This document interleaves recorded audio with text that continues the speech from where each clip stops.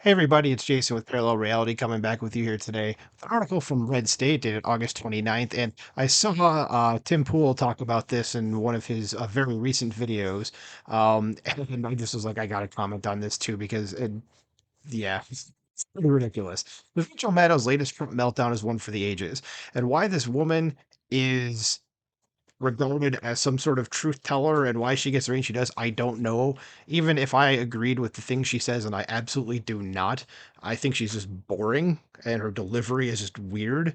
Um, and there's also the fact that she's like a massive conspiracy theorist, and hey, but it's okay when you're on the left, you're allowed to be. But anyway, let's go to this article. It says there are a lot of really ridiculous people who regularly or regularly appear on MSNBC. That's basically everybody. So it's from Nicole Wallace, who I've said before. Go look up a Rumble video called "The Typhoid Mary of Disinformation." It's about Nicole Wallace. It's fantastic. If you have like half an hour of time.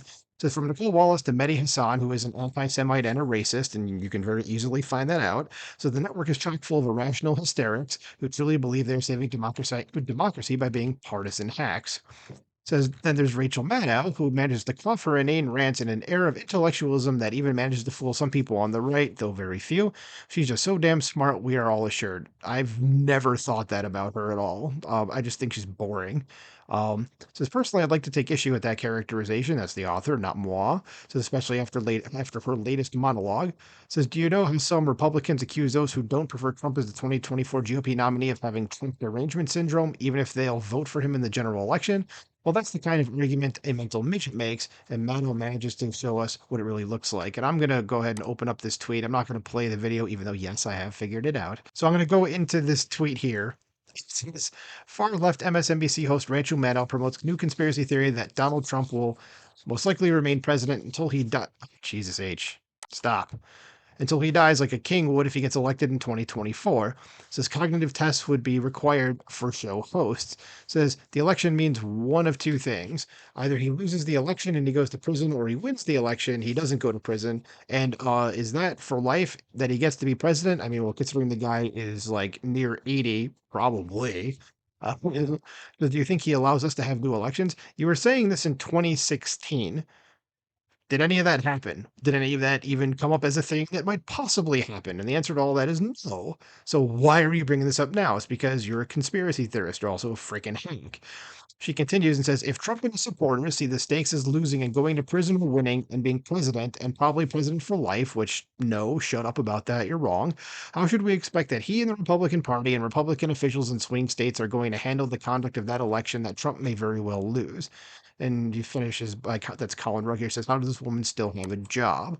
I, honest to God, wonder that myself, but considering MSNBC, I think is paying her millions of dollars a year, that's probably wise because they want to get something back for their investment. So, skipping down a bit. So let me get this straight. According to Maddow, Donald Trump, if he retakes the White House in 2024, is going to somehow cancel all U.S. elections going forward in order to make himself president for life. How is he going to do that? Well, she doesn't say because such an assertion is utterly insane and unfounded in any facts or logic. That's true. Yeah, notice that she's just saying it because she's trying to drum up hysterical people out there. So now what's going to happen is that if you run into any of these people that listen to MSNBC, they're going to be like, Rachel Maddow said he's going to try to make himself a president for life, and the only thing you need to say to them is like, what did she like? How is he going to do that? And they're going to just like basically you're going to see like a short circuit in their brain because no, there's no proof for it. In typical leftist fashion, it's this thing is going to happen. Prove it. Then there's just silence. They can't. They'll just start drooling on themselves. Just think about it. Let's say that Trump is crazy enough to want to anoint himself president for life, which even though I am, if Trump's the nominee, I'm going to be voting for him. I am not for this. We don't elect kings here. We don't have kings. We have presidents. That's it. And the author says, I'm not personally saying he is, but let's take Maddow's position on that point so as to game this out.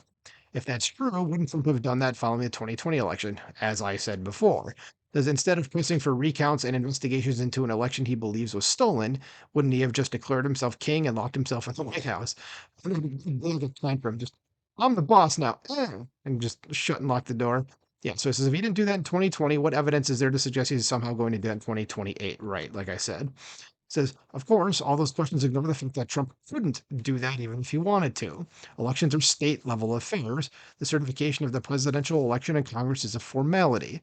Further, if Trump were to attempt to cancel the 2020 election somehow, not even the reddest of red states would go along with that. That's very true. Because the elections would happen and Trump would quickly be arrested and removed from office after inauguration day. And that was something that, if that were to happen, which it's not, I would support that because that ain't cool, man. So still, those kinds of hypotheticals are pointless. If Trump wins the general election in 2024, he will have secured his desired redemption, which is a big reason he's even running again. He's not going to then try to stage an actual coup to make himself president for life in 2028. It's not going to happen, and anyone who believes that should check themselves at their nearest mental hospital, if you can find one. So Rachel Maddow, see you later. Off to the loony bin with you. So in other words, Maddow is just really dumb. I know she speaks in flowing sentences, makes sarcastic faces, and flutters her hands a lot, but she's not a smart person, and certainly she's not an intellectual. She's just a run of the mill far left radical with a platform, and she should be viewed accordingly. Correct. I mean, nothing she said, and I urge you to go find this Colin Rugg tweet and listen to this. It's pretty nuts, and she comes across as just a smug asshole at the same time. So, check it out. Let me know what you think about that if you do end up listening to it in the comments below. Do you think Donald Trump is going to try to make himself president for life, regardless of the side of the political spectrum you're on? And if you think he's going to do that, I want to see actual evidence that supports why you think that. So let me know in the comments below. Like, share, subscribe, and I'll talk to you soon. Bye.